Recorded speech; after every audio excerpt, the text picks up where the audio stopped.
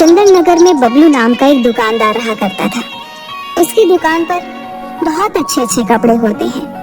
वह रोजाना अपनी दुकान खोलकर बैठता, परंतु उसकी दुकान से एक भी कपड़े नहीं बिकते। रोज की तरह दुकान बंद करके वह घर पहुंचता।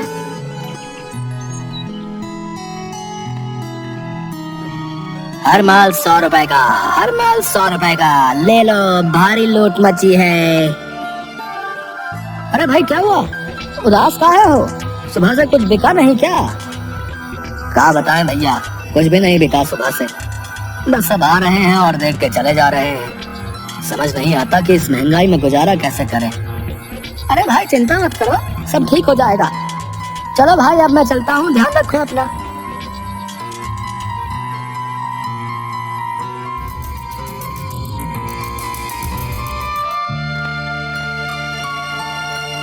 नहीं अम्मा, आज भी कुछ नहीं बिका। बहुत कोशिश कर रहा हूँ पर कुछ बिकता ही नहीं है।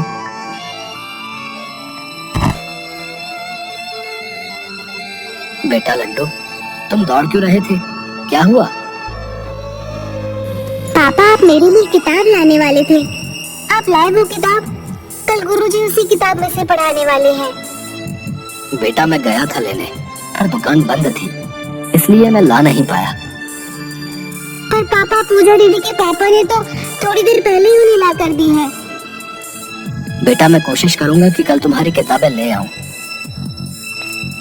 सुनो, क्या तुम्हारे पास कुछ पैसे हैं जो तुमने बचाया हो? कल लड्डू के लिए किताबें लानी है। कुछ दिनों से कुछ भी बिक्री नहीं हो पा रही है। अरे आप परेशान क्यों हो रहे हो? भगवान पर भरोसा रखो, सब ठीक हो जाएगा। कब तक ऐसे ही चलता रहेगा? आप सब्र तो रखो। और हाँ, मेरे पिताजी का संदेश आया है। उन्होंने आपको मेरे गांव बुलाया है। संदेश में लिखा था कि उन्हें आपसे कुछ जरूरी काम है। मेरी जेब में एक फूटी कौड़ी भी नहीं है, मैं उन तक कैसे जाऊं? जी, मेरे पास पिताजी के दिए हुए कुछ पैसे हैं, जिन्हें लेकर आप गांव को आइए।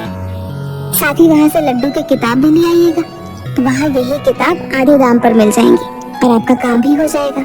अब बबलू का दूसरे दिन उस गांव में जाना तय होता है। तभी सब लोग सो जाते हैं।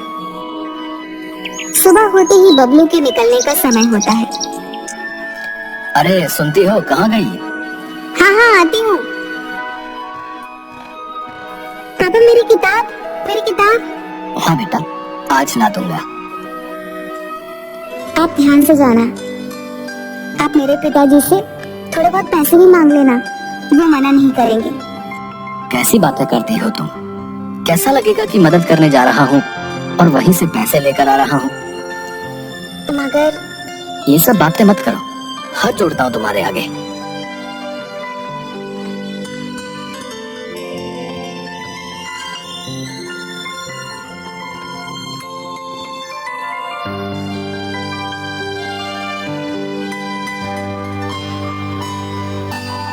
अरे अतुल भैया, खिपौना जाने के लिए कोई तांगा या बैलगाड़ी नहीं दिख रही?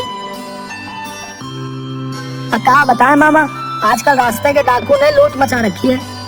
इसी वजह से खिपौना के रास्ते पर कोई भी सवारी गाड़ी ले जाने को तैयार ही नहीं है। यार अभी पैदल निकल जाता हूँ, रास्ते में आराम भी कर लूंगा तो भी शाम तक पहुंच जाऊंगा। कभी कोई रास्ते में कोई गाड़ी मिल जाएगी तो उसमें बैठकर गांव तक पहुंच जाऊंगा।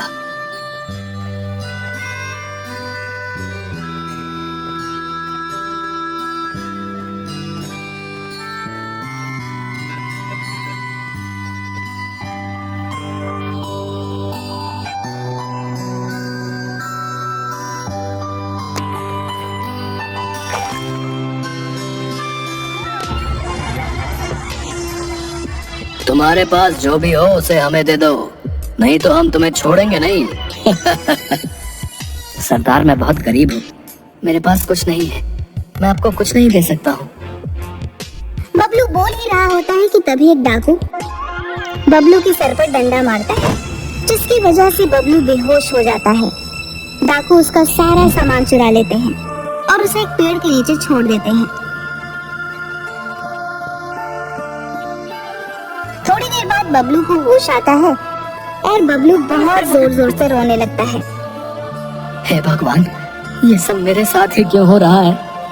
मैंने सबका और तेरा क्या बिगाड़ा है जो तू मेरा इम्तिहान ले रहा है? बेटा, तुम्हें रोने की कोई जरूरत नहीं है। मैं हूं ना तुम्हारी मदद के लिए। कौन कौन? बेटा, तुम्हें डरने की जरूरत नहीं है। जिस पेड़ के नीचे तुम बैठे हो, मैं उसी पेड़ की आत्मा हूं। डरो मत, मैं तुम्हें कोई नुकसान नहीं पहुंचाऊंगा। मैंने तुम्हारे साथ जो भी हुआ वो सब देखा है। मैं तुम्हारे साथ जो भी हुआ वो सब जानता हूँ। मैं तुम्हें कुछ देना चाहता हूँ। मुझे कुछ नहीं चाहिए। तुम किस तरह से मेरी मदद कर सकते हो?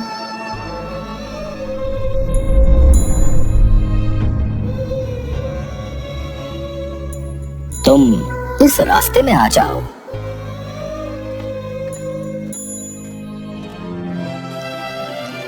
बबलू उस रास्ते में अंदर चला जाता है।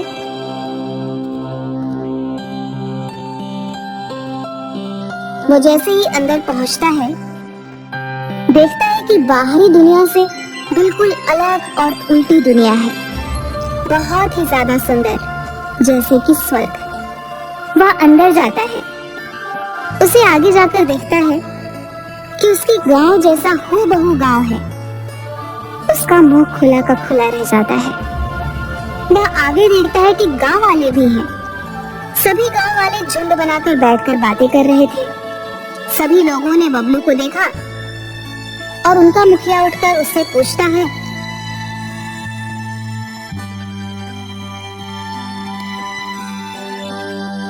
भाई कौन हो? तुम कहाँ से आए हो? मेरा नाम बबलू है। बबलू उसके साथ हुई घटना को बताता है कि मैं यहाँ ऐसे पहुंचा।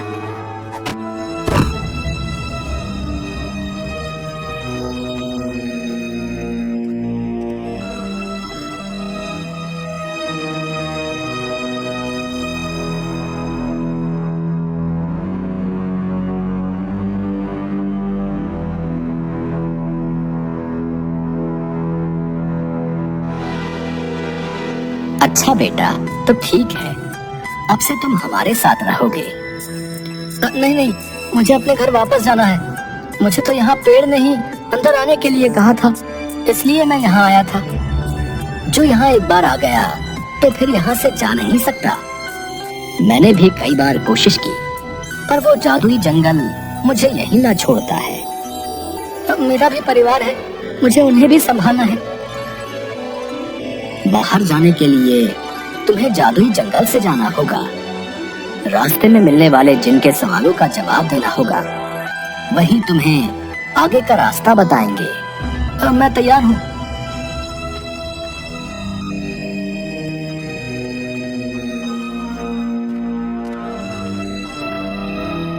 यही जंगल पार करके तुम्हें जाना होगा। इतना कहकर मुखिया वापस गांव चला जाता है। बबलू वहां से आगे जाने लगता है।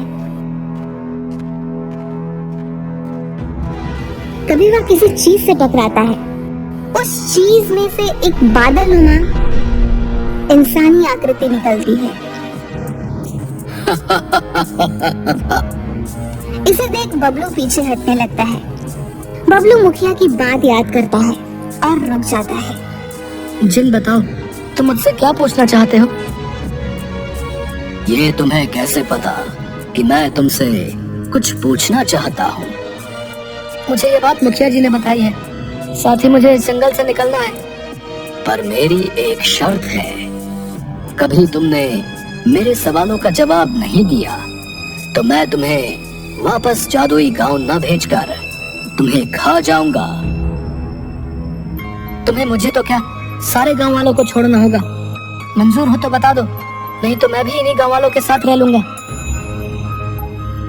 अच्छा तो ठीक है, मैं भी तैयार हूँ। तो सुनो, तुम्हें इस पहेली का जवाब देना होगा। देखी रात अनोखी वर्षा, सारा खेत नहाया, पानी तो पूरा शुद्ध था पर पीना कोई पाया। देखी रात अनोखी वर्षा, पर पी न कोई पाया। ये कोई सवाल नहीं हुआ। तुम ही ने मानी है मेरी शर्त। बबलू भी जानता था कि इस प्रश्न का उत्तर नहीं दिया तो उसकी जान तो चली ही जाएगी और लोगों के बचने की उम्मीद भी खत्म हो जाएगी। पहेली को सोचते हुए बबलू को उसके खेतों की याद आती है, जब वह उसके पिता के साथ खेतों में जाया करता था। वहाँ पूरा खेत और पत्तों पर ओस जमा हुआ करता था, जो कुछ पहेली की लाइन में मेल खा रही थी। तपाक से बबलू बोला, इसका उत्तर है ओस। ओस सिर्फ रात्रि और भोर के समय ही गिरती है। ओस की वजह से खेतों में पानी जमा हो जाता है। ओस का पानी शुद्ध और साफ होता है, पर इसे एकत्र करना बहुत मुश्किल होता है। मैं तो जादुई बड़े से बड़ा जहाज बना सकता हूँ, लेकिन मैं एक बार भी नहीं उड़ सका। मैं हूँ कौन? पानी का जहाज जो सिर्फ पानी पर तैर सकता है, उड़ नहीं सकता। रहा आपके इसी प्रश्न में दूसरा सवाल, मैं हूँ कौन? इसका जवाब है मनुष्य। वो बड़े से बड़ा जहाज बना तो सकता है, लेकिन खुद कभी नहीं उड़ सकता है। तुम बहुत तेज दिमाग और बुद्धिमान हो। ये मेरे आखिरी सवाल का उत्तर दे दिया तो तुम और गांववासी सभी स्वतः ही अपने अपने गांव पहुंच जाओगे। तो सुनो प्रश्न।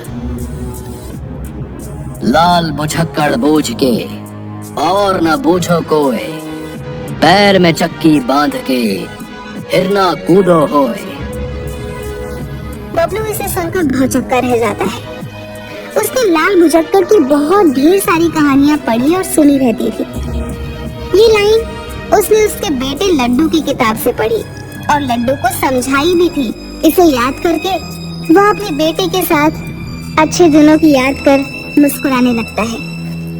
उसकी आंखों में आंसू आने लगते हैं, जिसे देख जिन्नी भी उसके साथ हुई घटनाओं को देख लेता है। जिंदगी में कभी किसी के बारे में बिना देखे बिना जाने कुछ नहीं कहना चाहिए, जब तक उस पहलू को आप जान न लें। आमतौर पर लाल बुझक्कड़ कहते हैं जो अपनी दुनिया के अलावा बाहरी दुनिया को न देखते हुए अपने आप को ही सही सिद्ध करता है, अर्थात वो जो सीखने और समझने को तैयार नहीं होता है। बबलू के इतना कहते ही एक तेज रोशनी के साथ एक तेज आवाज आती है। बबलू को तेज रोशनी के कारण उसे कुछ भी नहीं दिखाई दे रहा होता। उसके बाद वह देखता है कि वह उसके गांव के पास खड़ा होता है। उसे सभी के घर दिखाई देते हैं, पर खुद का घर नहीं दिखाई देता। वह जहाँ पर खड़ा होता है वहाँ एक बहुत बड़ा और सुंदर घर होता है।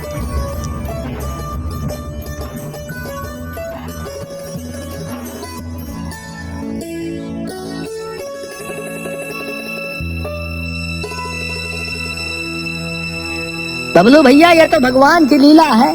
जो भगवान को करना है वो करके ही रहता है। ये सब कैसे हुआ? मैंने कहा था ना, सब्र रखो, भगवान सब ठीक कर देगा।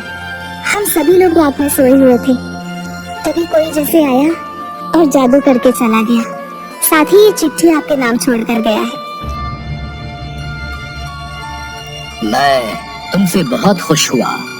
तुमने सिर्फ अपने बारे में ही नहीं, सभी के बारे में सोचा, साथ ही सभी को छोड़ने के लिए कहा।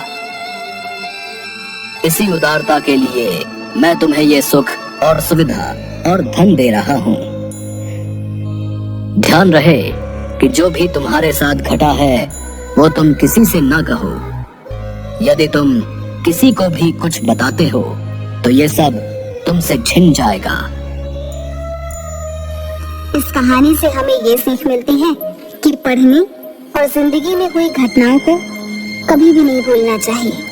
इन घटनाओं से हमें सबक लेकर हम अपने आने वाले समय को और आसान बना सकते हैं।